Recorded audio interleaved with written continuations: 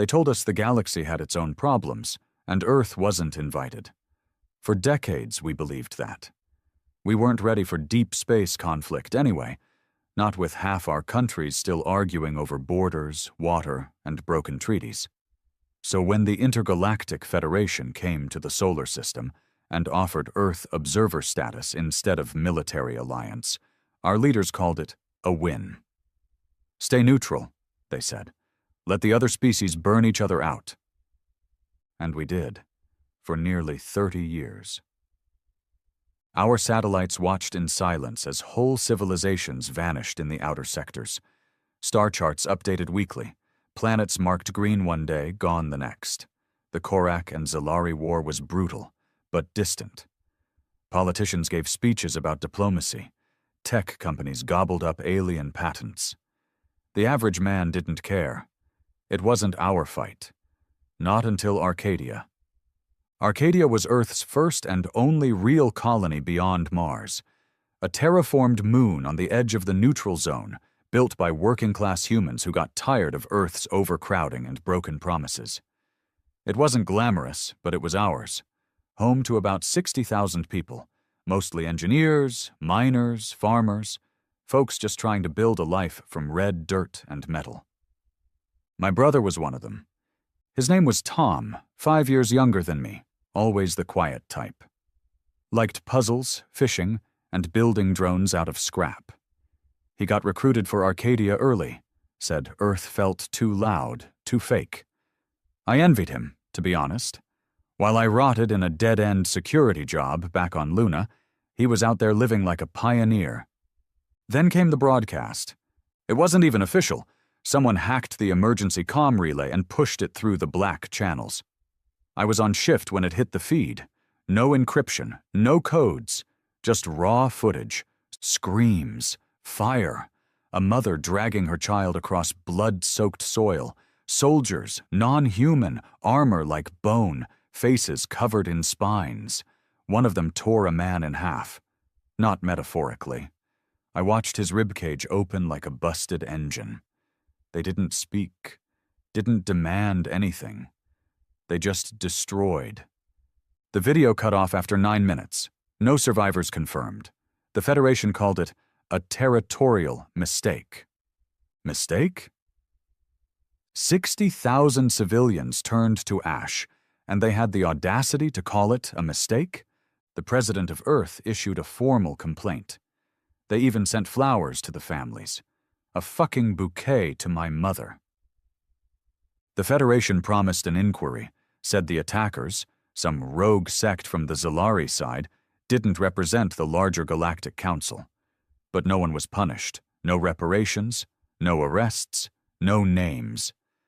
That's when something inside me cracked. I wasn't a soldier.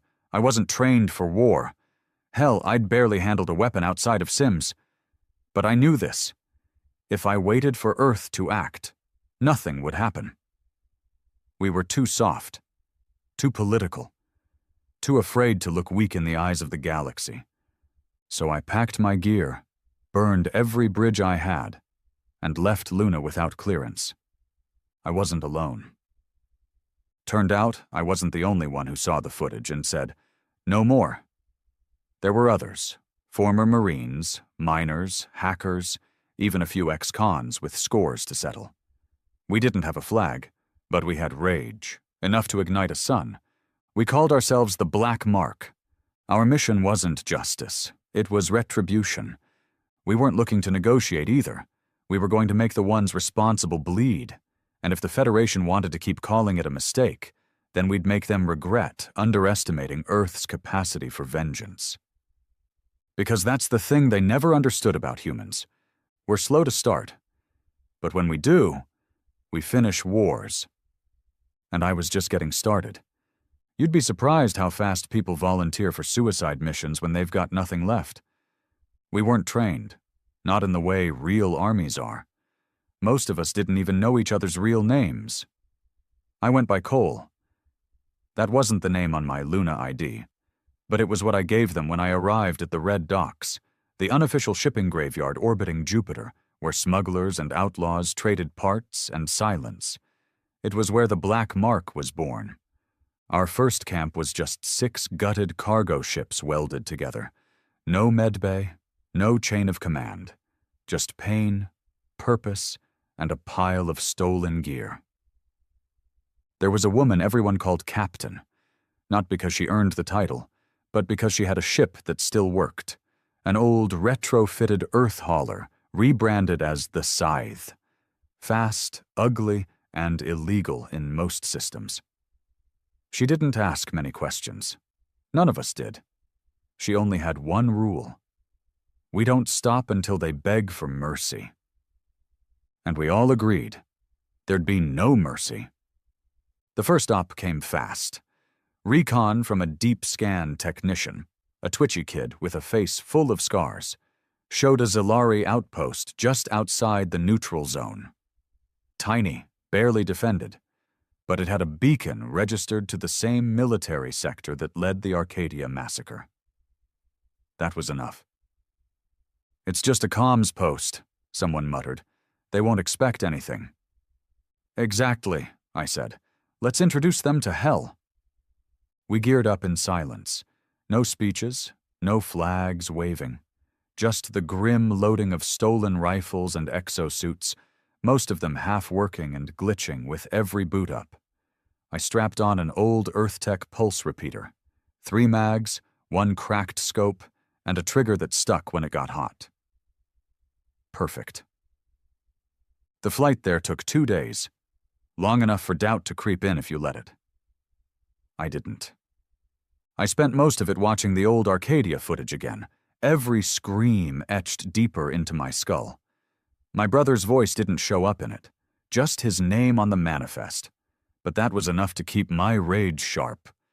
We dropped at 0300 ship time. Zilari tech wasn't made for stealth detection.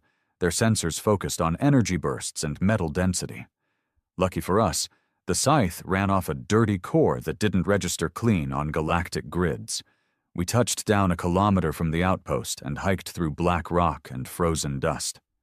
One of our crew had a leg brace. Every step clicked like a ticking bomb.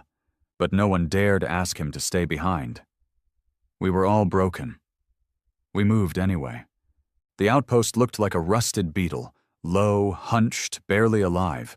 Just 3 structures, 1 antenna, 2 guards.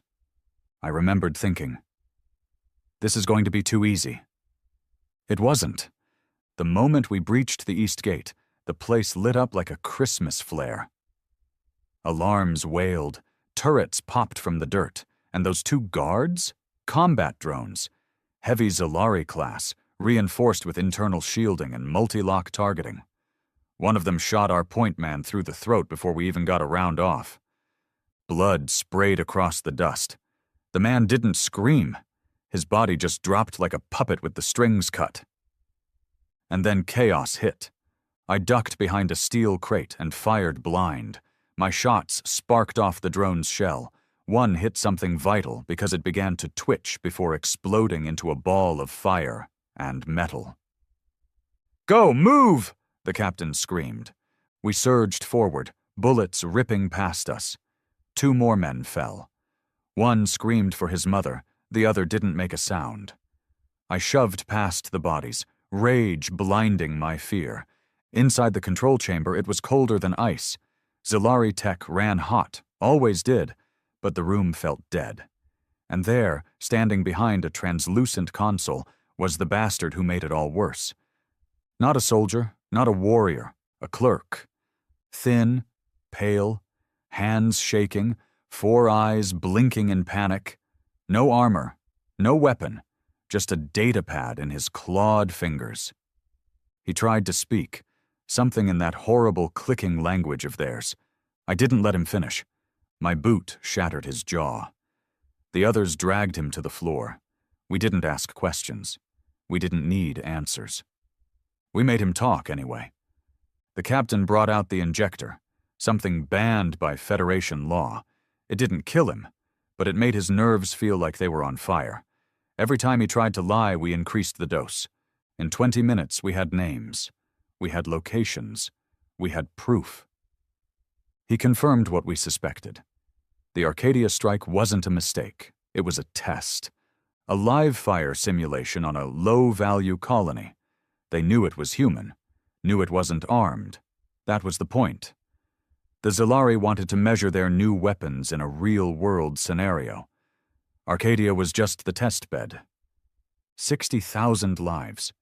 Wiped out so some alien general could write a report. I wanted to kill the clerk slowly.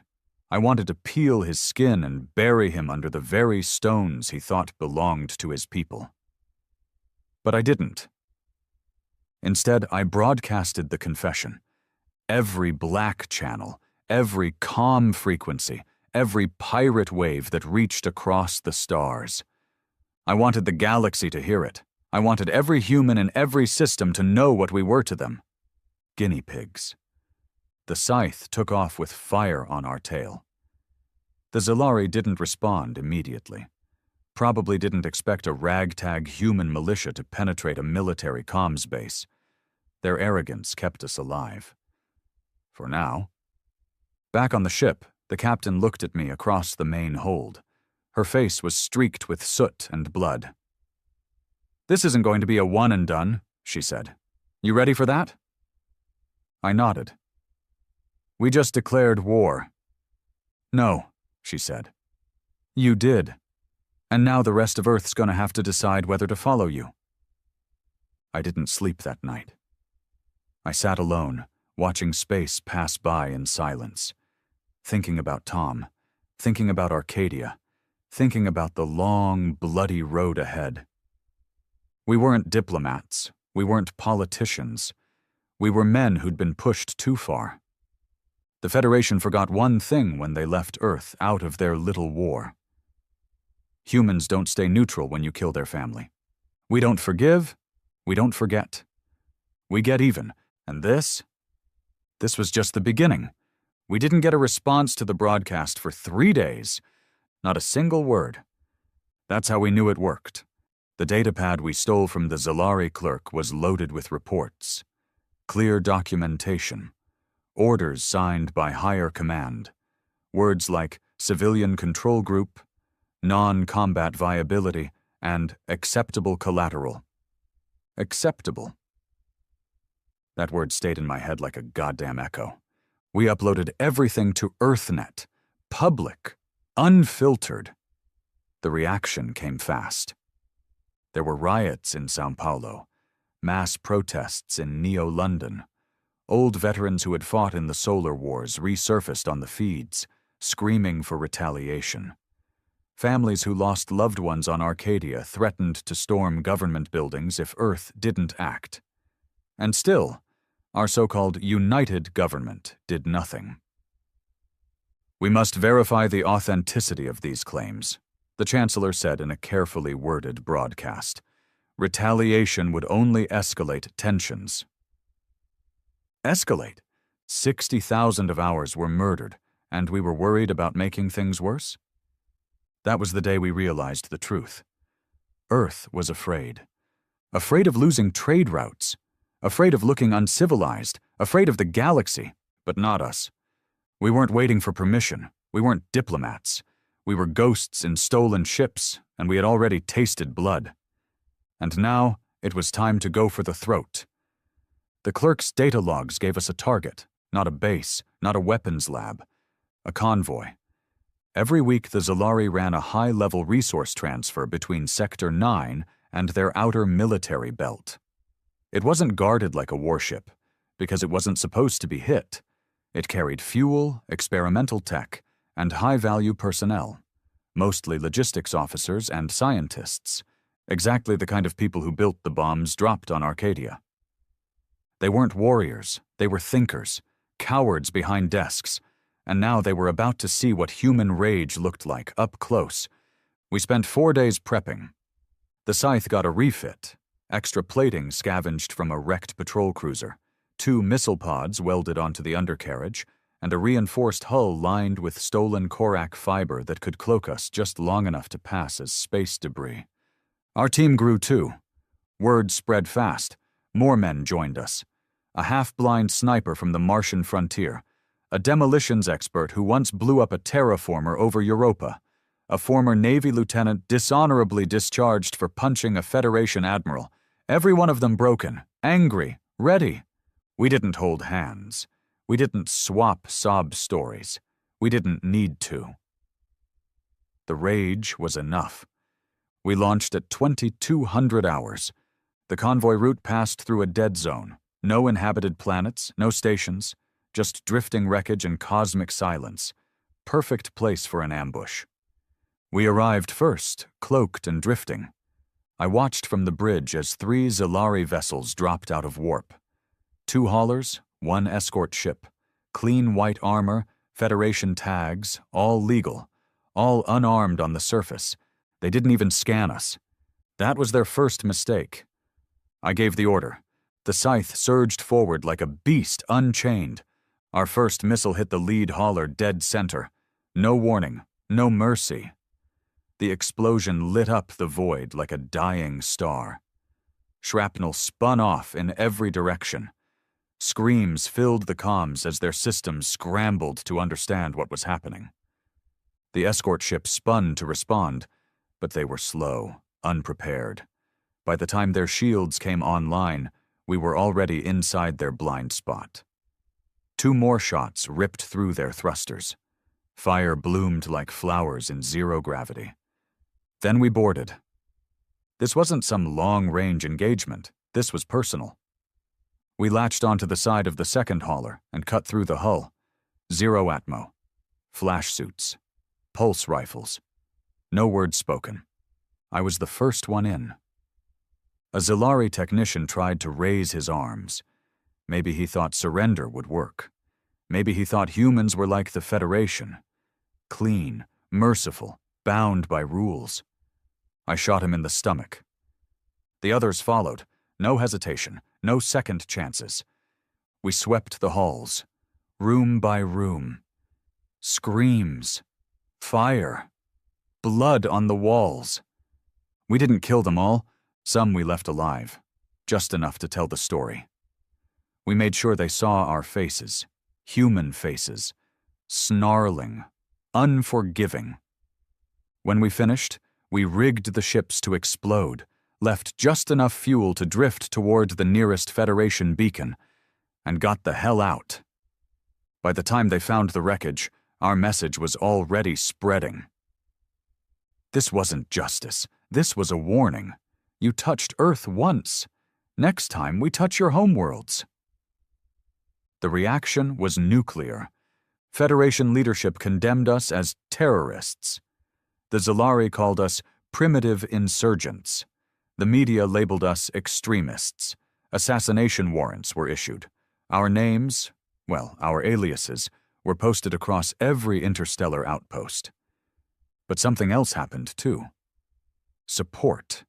Not just from Earth, from colonies, from miners, from forgotten stations full of people who'd spent their lives ignored by the core systems. They started calling us the Black Mark openly, wearing patches, spreading our footage, sharing war stories, donating supplies. We were no longer ghosts. We were a symbol. And that terrified them more than any bomb. The Federation responded by increasing patrols, deploying ships in neutral zones. But it was too late. The fire was lit. One night, 2 weeks after the convoy raid, I got a message. It wasn't from Earth. Not directly. It came from a secure node buried under a civilian frequency. The voice was old, gruff, familiar. "Name's Ward," the man said. "Used to run ops during the Titan skirmishes. Retired. But I saw Arcadia fall. I saw my granddaughter's name on that list. I'm too old to fight now, but I've got contacts. I've got gear. And I've got anger. You need it. You've got it." Then another message, and another, and another. They weren't joining us for politics. They weren't joining for fame. They were joining because the galaxy had forgotten what humanity was capable of when it was pushed too far. And now we were showing them. We had momentum. We had fire. But fire without direction burns out, or worse, turns in on itself. I gathered the crew in the hold. About 20 of us now. Grimy, hardened, tired-eyed killers. none of us with any illusions left. "We hit the convoy," I said. "We made our point. Now we make war." "Targets?" the captain asked. I pulled up the next location from the datapad. A laboratory hidden, deep in Sector 14. Zilari-owned but Federation-backed. They didn't build weapons there. They built the logic behind them, the algorithms, the targeting is, the calculations that decided which colonies were acceptable risks. Cold, detached, mathematical genocide. "We don't blow it up," I said. "We make it suffer. We turn their data against them. We break them from the inside." The room was silent. Then nods, guns locked and loaded. We weren't fighting for peace. We were fighting to remind the galaxy why Earth was always feared in the old days, why every empire that tried to conquer us ended up regretting it. Not because we were the strongest, not because we had the best tech, because once you make it personal with humans, we don't stop. Not until everything burns. Sector 14 wasn't on most maps, not unless you had access to classified Federation star charts or were willing to pay a smuggler to talk. It was off-lane, way past the usual trade routes, buried behind asteroid fields and dark energy pockets. That's why they built the lab there, to stay hidden, untouched, protected by secrecy. Too bad for them, we didn't care about their secrets. Ward's contacts came through. He sent us a full schematic of the facility. Everything from entry hatches to internal oxygen flow. Turns out the old man used to run Black Ops for Earth's intelligence corps. After the Arcadia footage leaked, he pulled every string he had left and cracked the Zilari encryption like it was a toy. "This lab doesn't build bombs," he said through the secure channel. "It builds decisions." At first, that didn't make sense. Then I saw the data. The lab was run by a council of Zilari scientists who specialized in predictive warfare. They wrote code to decide who should die in a conflict and who could be safely ignored. They were the ones who calculated Arcadia's worth, ran the simulations, crunched the numbers, and signed off on mass extermination as a cost-efficient tactic. They never pulled a trigger, never touched a weapon, but they made the death possible. In my book, that made them worse. We planned the op in silence. No celebration, no jokes, just grit and fire. The scythe would drop us just beyond the sensor range. The captain would stay on standby for exfil, ready to pick us up once the job was done. Or, more likely, once we lit the place up. I took 6 men with me. Not the biggest team, but size wasn't the goal. Speed. Precision. Chaos. That was what we needed. The lab was carved into the side of a dark rock moon orbiting a dying star. Black glass surface. No vegetation, no cover. They built it that way on purpose. Nothing could hide in open sight. So we came in below.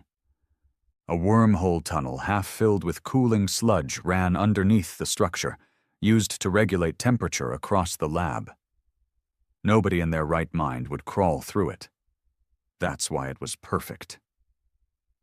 We suited up, exoframes reinforced, silence mode on. I went first. The tunnel was hell, filthy, pressurized wrong. Every breath tasted like rot and acid. We had to crawl most of the way. By the time we reached the inner shaft, our suits were corroded, and 2 of the team had vomited into their helmets. Still, no one complained. I forced open the hatch. Inside, steel walls, cold light, clean hallways, Zilari architecture, efficient, lifeless. We split into 2 groups. Team 1 would disable comms and internal sensors. That was me, the sniper, and the demolitions expert. Team 2, led by the captain's second, would breach the primary data core. We had 20 minutes, max. After that, the auto-defense grid would reboot and cook the entire place in radiation. I moved fast, clearing corners with the sniper close behind. We encountered the first lab tech near the West Wing junction. He was alone, holding a data pad, humming in that guttural Zilari tone like it was just another day at the office. I put a round through his skull. We moved on. No alarms, no resistance. They weren't expecting anyone. Why would they? Earth was neutral. Civilians were supposed to be civilized. Idiots. We reached the comm center and planted the Blackwave disruptor, custom rig, designed to fry everything from internal calls to long-range transmissions. Once triggered, they'd be deaf and blind. The demo guy smiled. 10 seconds. I nodded. Do it. The lights flickered. Then the screams began. Team 2 had breached the data core. Zilari researchers flooded out into the halls, confused, panicking. Some had protective suits, others didn't. One of them tried to talk, raised his hands and began shouting something in English. "Please, I'm not—" I shot him in the chest. The others ran. Let them. We didn't come for fear. We came for truth. We reached the data core 5 minutes later. The second team had secured it. Barely. 2 men down. One was missing half his face, still breathing somehow. No one dared move him yet. The mainframe loomed over us like a shrine, glowing with intelligence. A swirling network of processors feeding off energy cores so dense they could fry a planet if detonated wrong. This was their brain. This was where they played God. "I want it all," I said. "Download every file, every model, every piece of logic that led them to Arcadia." One of our hackers got to work. The rest of us rigged the mainframe with thermal charges. I didn't want to just shut it down. I wanted it gone.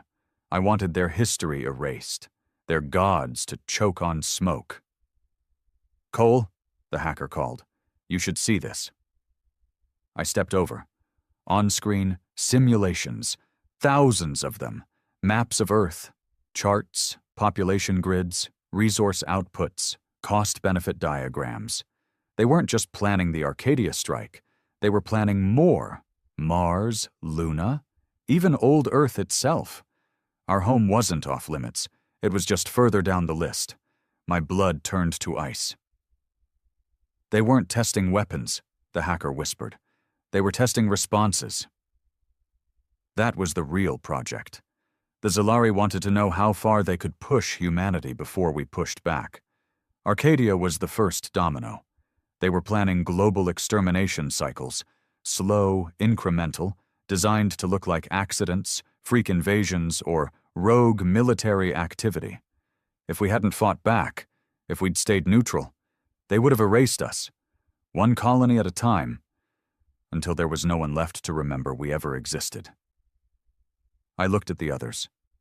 No more hesitation, no more debate. "Burn it all," I said. We extracted the data we needed, uploaded a live dump to EarthNet and 20 secure backup channels. Then we lit the fuses. As we sprinted for extraction, the corridors shook behind us. Fire spread like judgment. The walls screamed with pressure collapse. Oxygen vented. Gravity failed. One of our men got caught in a blast wave, gone in an instant. No time to grieve.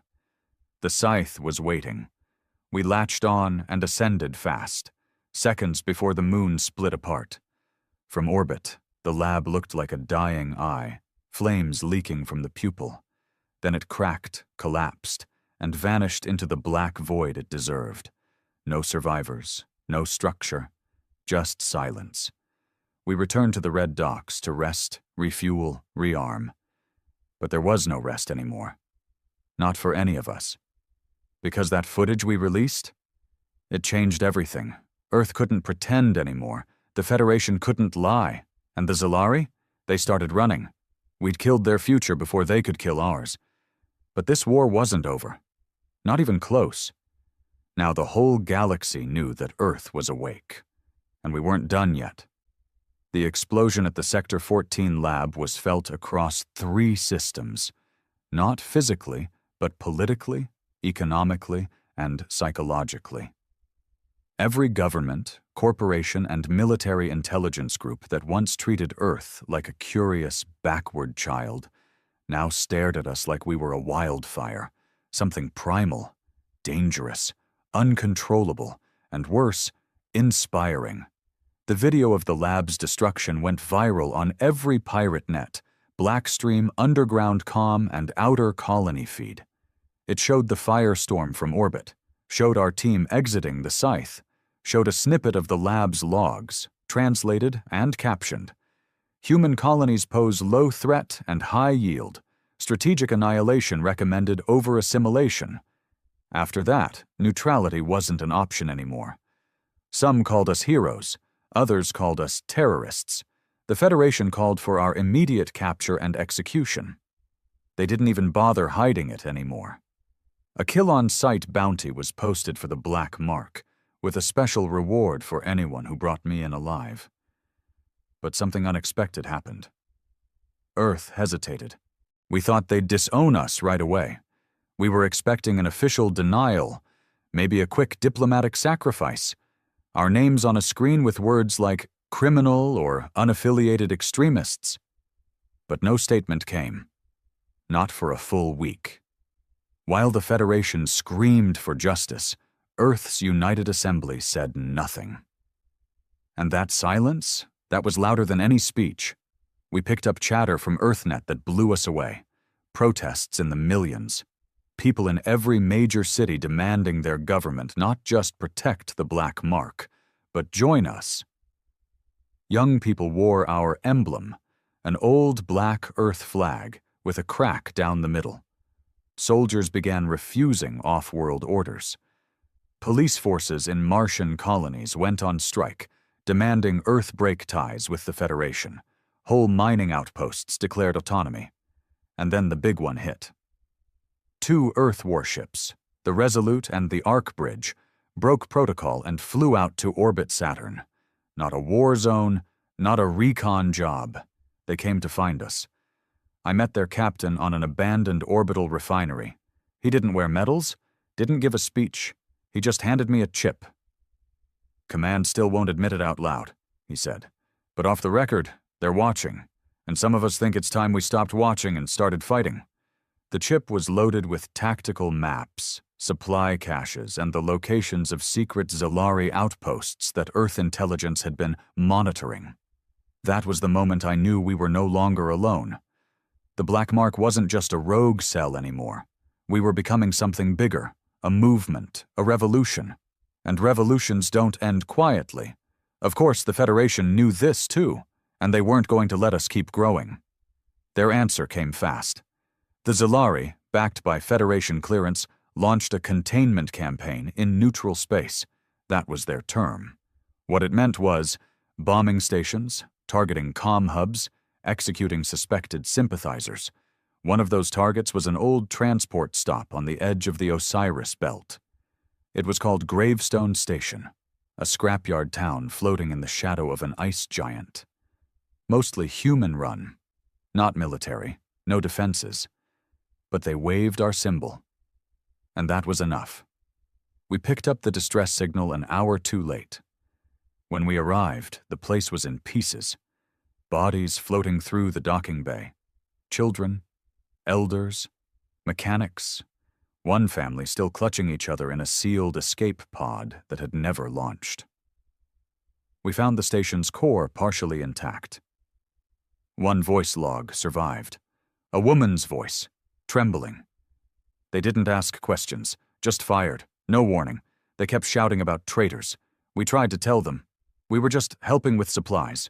We didn't fight. We didn't... Silence. I played that clip every hour that night. I didn't sleep. None of us did. And something shifted after that. We weren't just soldiers anymore. We were hunters. This wasn't about defending our dead. It was about making damn sure they never did this again. We put together a list. Every Zilari officer involved in the Gravestone Massacre. Every Federation bureaucrat who approved the campaign. Every base they launched from. Every ship that carried the orders. We would burn them down. One by one. It started with the gunship Virex, lead vessel of the Osiris Strike Squad, a top-tier destroyer patrolling Federation-controlled lanes with impunity. It was supposed to be untouchable. We made it disappear. I won't lie. The op cost us. 2 ships destroyed, 9 men dead. We rammed the Virex from below, breached its fuel cells, and used a controlled detonation inside its fusion reactor. When the Federation blamed pirates, we corrected them. We hacked into the comm frequency and broadcasted one message. This was for Gravestone. You kill civilians, we kill you. No more lines, no more rules. The Black Mark sees you. Earth remembers. Then we released the full name of the Virex's commanding officer. His home planet, his family. We didn't touch them. We just let everyone know. We could. After that, even the Zilari started pulling back from certain routes. They called us barbarians, unhinged, unworthy of spacefaring diplomacy. We called it balance. But not everyone saw it that way. Some of Earth's own leaders finally broke silence. The Chancellor made her first statement in 3 weeks. It was cold, measured, full of that polished politician tone that made you want to put your fist through a screen. We cannot condone the violent actions of the Black Mark, she said, but we also cannot ignore the injustices that have led to such desperation. Earth remains committed to peace, but we will no longer remain passive observers. It was a half-step, a dance, the kind of talk that pleased both sides without meaning anything. But that line, we will no longer remain passive, sparked something. Because within 24 hours, Earth military movements changed. They started shadowing Federation patrols, sending supplies to rebellious colonies, quietly releasing detained Black Mark sympathizers. And behind the curtain, more soldiers came to us, disillusioned, angry, looking for a cause that didn't answer to cowards. We trained them, armed them, turned them into shadows like us. But not all shadows agreed with us. We got a visitor on the Scythe one night. An old war veteran, wore a real Earth military uniform, back when that still meant something. His name was Harlan. Quiet, wrinkled, eyes like burned-out stars. I came to warn you, he said. About what? You're getting too big, he said. Too loud. The moment you start looking like a threat, you stop being a symbol and start being a target. Earth won't protect you forever. I stared at him. We don't want protection. We want justice. He sighed. Justice turns into vengeance real quick, and vengeance... He shook his head. It burns everything. I didn't answer. Because part of me knew he was right, but another part, the bigger part, knew we were already past the point of no return. We weren't fighting for medals. We were fighting because no one else would, and as long as the Federation and the Zilari kept killing our people and calling it order, we'd keep striking back. Every ship we destroyed, every lab we burned, every base we reduced to molten dust. It was a reminder. Earth may have stayed out of the war, but now the war was ours. It started with whispers. Small ones, at first. A merchant on a fringe colony refusing to sell to anyone with the Black Mark insignia. A smuggler ambushed and stripped clean by his own crew when they found he was moving our supplies. A message intercepted. Unsigned, brief, laced with venom. They're not heroes. They're terrorists with a death wish. Earth can't survive with them alive. At first we shrugged it off. Enemies talk, enemies lie. But then we started losing people, not in firefights, not in raids, they just vanished. The first was Kira, our comms tech. She disappeared during a solo trip to a relay station on Hecon 4. No distress call, no trace. At first we thought maybe Zilari got her, but there was no activity reported on Hecon that day. Just silence. Then came Braddock, transport operator. Tough as iron, never missed a schedule. Gone. His shuttle found floating in the black, systems intact, engine disabled, pilot seat empty, No blood, no signs of a struggle, just missing. Then the message came. A high-level Federation broadcast, polished, rehearsed, and dripping with poisoned honey. A woman with perfect skin, perfect eyes, and a smile sharpened by committee looked into the camera and said, "The Black Mark has abandoned humanity. They operate outside law, outside diplomacy, and outside sanity. These extremists have endangered Earth more than any alien threat. They do not protect us. They provoke annihilation." Then she played a clip. It showed a mining vessel exploding in deep space. They claimed we did it, only we hadn't.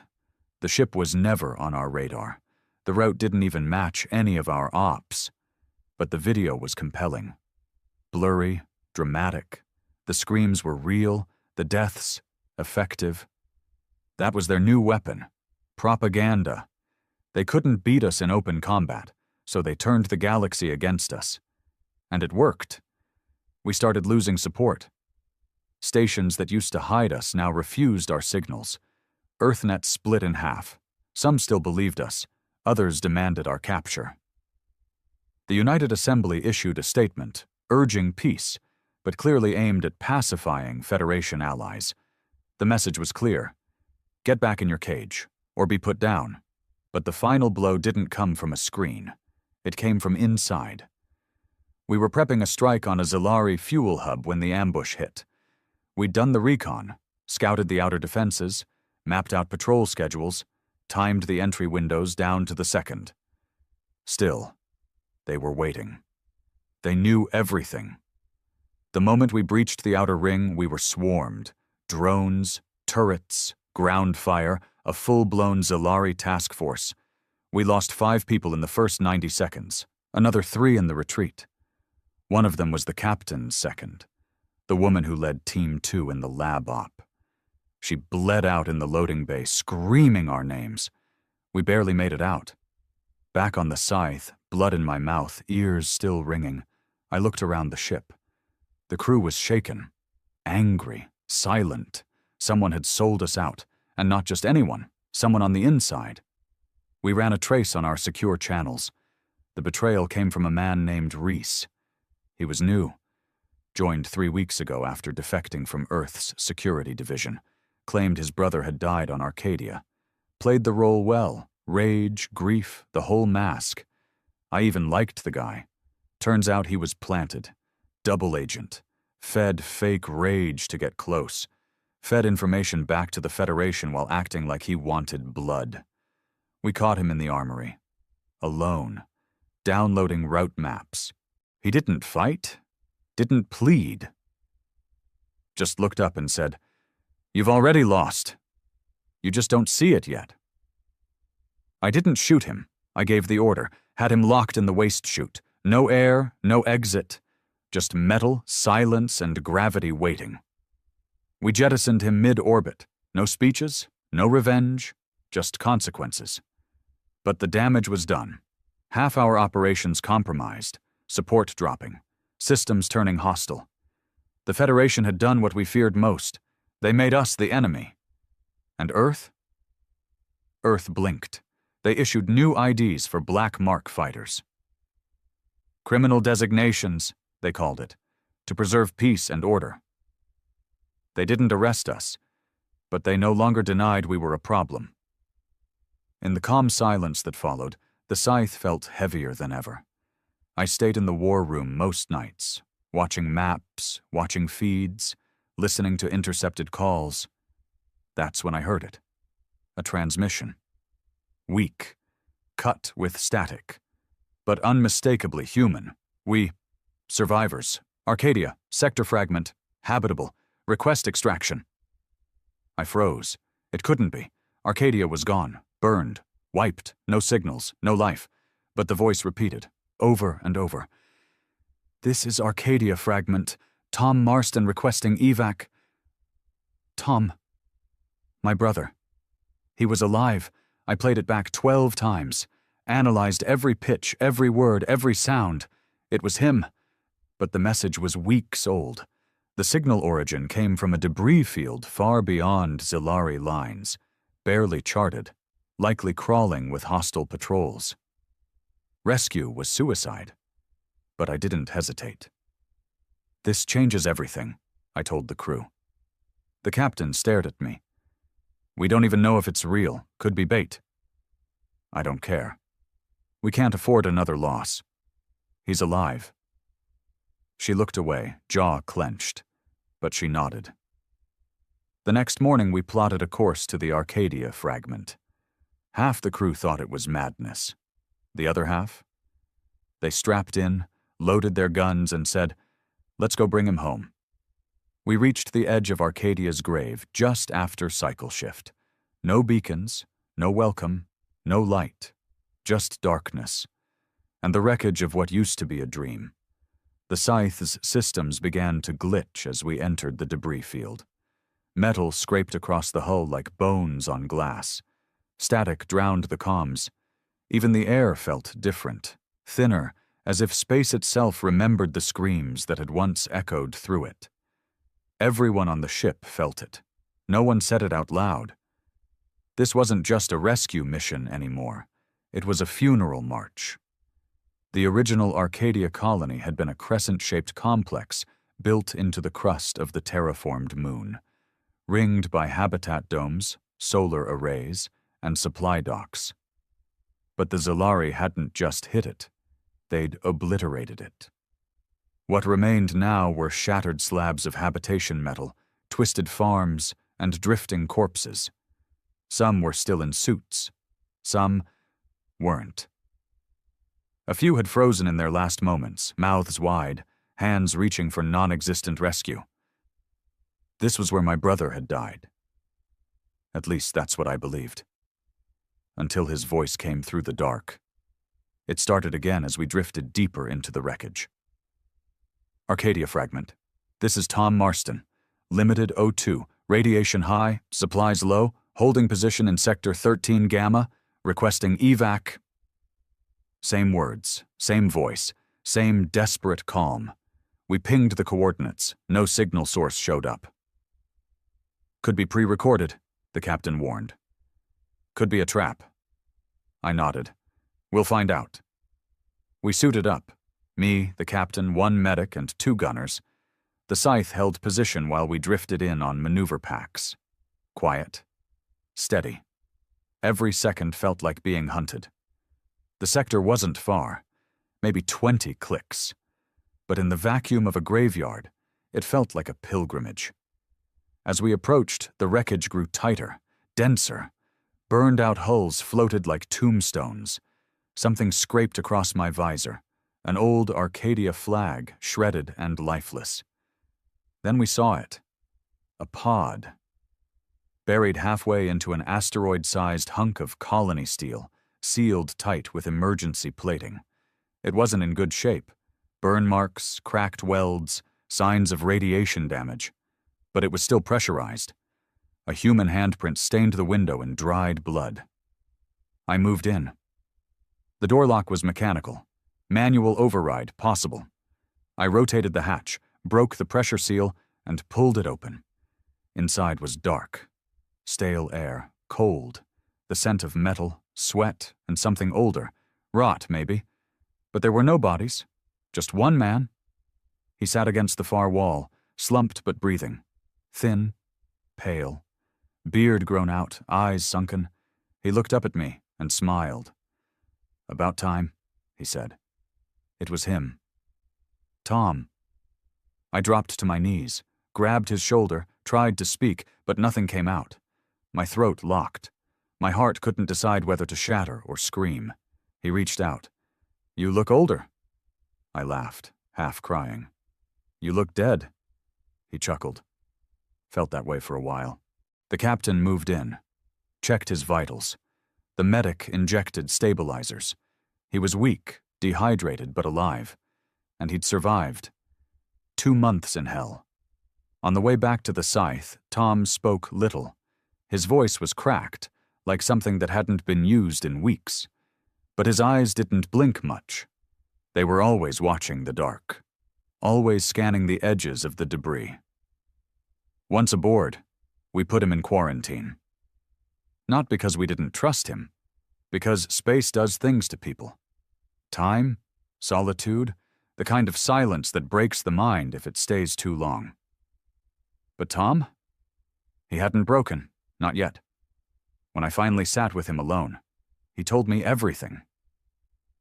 They didn't kill us all, he said. Not at first. They wanted live readings, saw us as test subjects.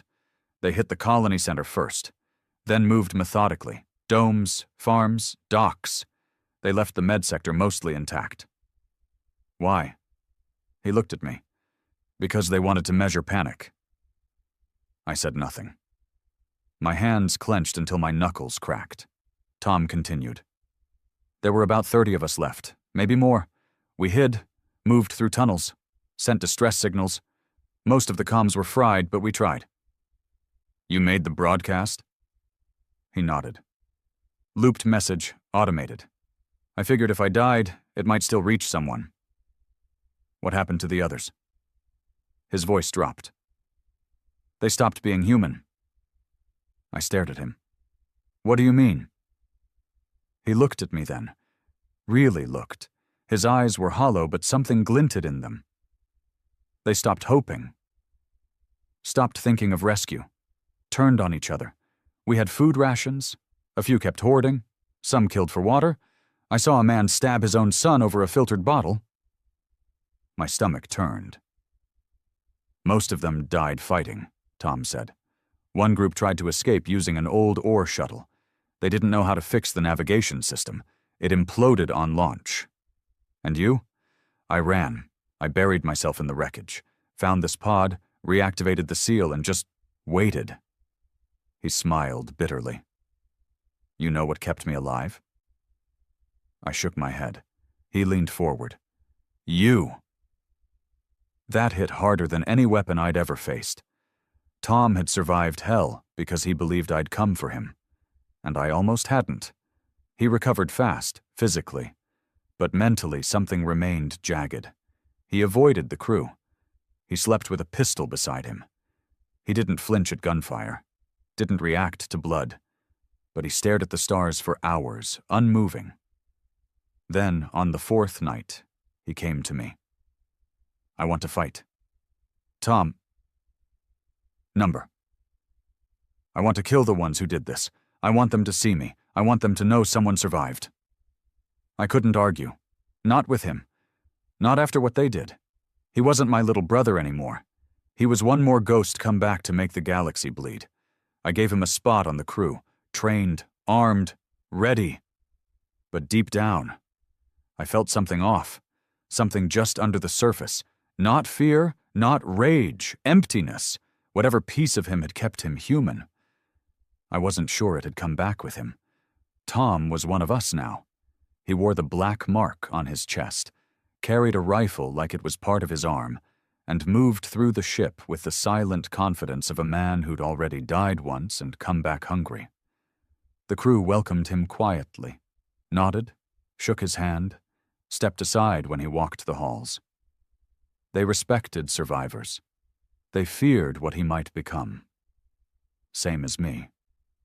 We didn't talk much after that first week. Not like before. Something between us had changed, not broken, but shifted. We'd both crossed lines, bled for it. And no matter how much love sat under the scars, war rewrote relationships. Tom wasn't my brother anymore, not the way he used to be.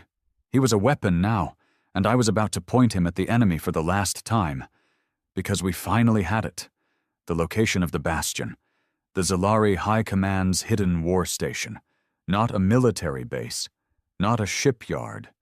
The Bastion was worse, a floating city of officials, scientists, strategists, the core of their extermination policy, the ones who approved the Arcadia strike, the Gravestone massacre, the predictive warfare algorithms. It was the black heart of a species that saw humans as test cases and firewood. And now we knew where it drifted. Ward had delivered the coordinates, said he had one last favor to give before his body gave up on him. We thanked him. 3 days later, he was dead. Heart failure. quiet, alone. We didn't mourn long. Couldn't. The bastion wasn't guarded by fleets. That would have made it obvious.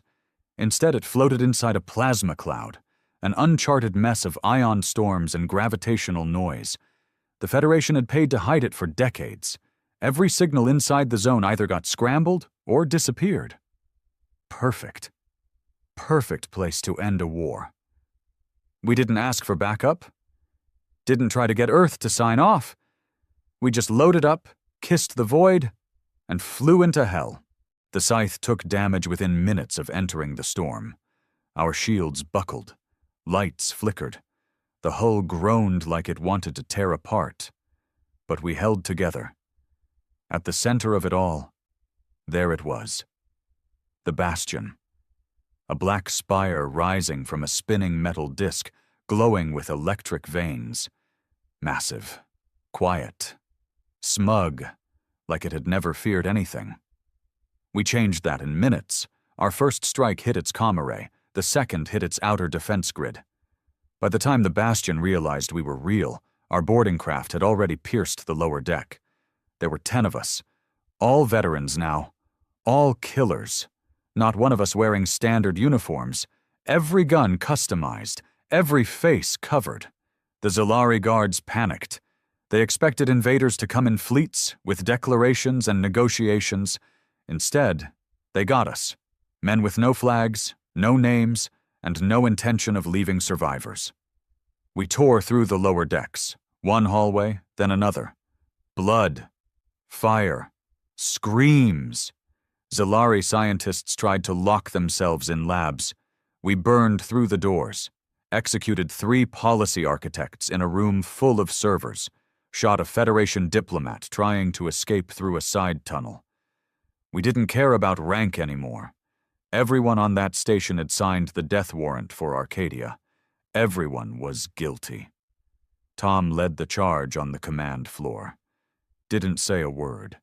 Just kicked in the main chamber doors and gunned down 2 security officers before they could shout.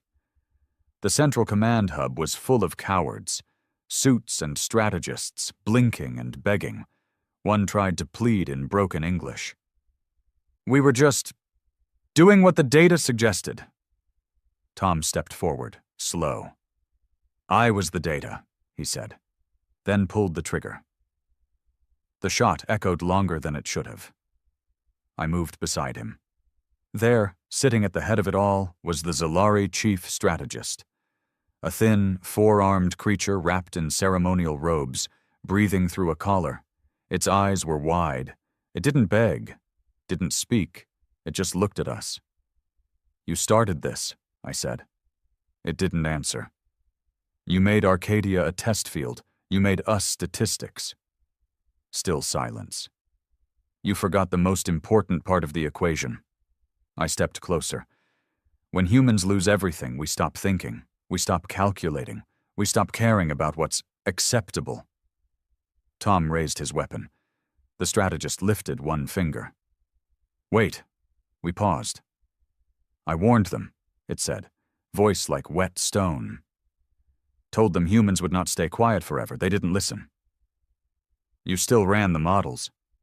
Yes, but I did not create them. That makes you worse. And just like that, Tom fired. One clean shot. The strategist slumped forward, and the bastion began to burn. We planted charges on every mainframe, reactor, and shuttle bay. Made sure nothing survived. No data, no escape, no records of who had once commanded genocide from a throne. As we sprinted for extraction, the alarms howled like dying wolves. Our ship took us back out into the plasma field, just as the bastion ruptured behind us, imploding in on itself, then bursting outward in a glorious, silent fireball. We watched from orbit. No one spoke, no one smiled. We had done it. We had avenged Arcadia. But victory didn't feel like it used to. It felt hollow. The news reached Earth in days. The Federation called it an act of madness. The Zalari demanded Earth sever all ties with anyone associated with the Black Mark. But Earth?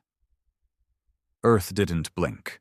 The Chancellor, who had danced her way through every previous speech, looked the camera dead on and said, "Perhaps it is time the galaxy learned what happens when humanity is made to feel helpless. The black mark is not our creation, it is our consequence." And that was it. The Federation froze all diplomatic talks. Trade routes shifted. Colonies declared independence one by one. And the black mark? We disbanded. Not in shame. Not in defeat. We had done what we came to do. We weren't needed anymore. Some of us went home. Some disappeared. Some kept fighting under different names. Tom? He left without a word. One morning he just wasn't on the scythe. No note, no farewell. I don't know where he went. But I know what he became. He wasn't built for peace anymore. None of us were. They say Earth is stronger now. More united, more feared. Good. Let them fear us. Because when they killed Arcadia, they taught us something we'll never forget. You can push humans. You can underestimate us. You can call us primitive. But if you make it personal, we will burn down your heaven to avenge our hell, and we won't stop until the last of you forgets how to sleep without checking the shadows. This is what happens when Earth goes to war. And this time, we finished it.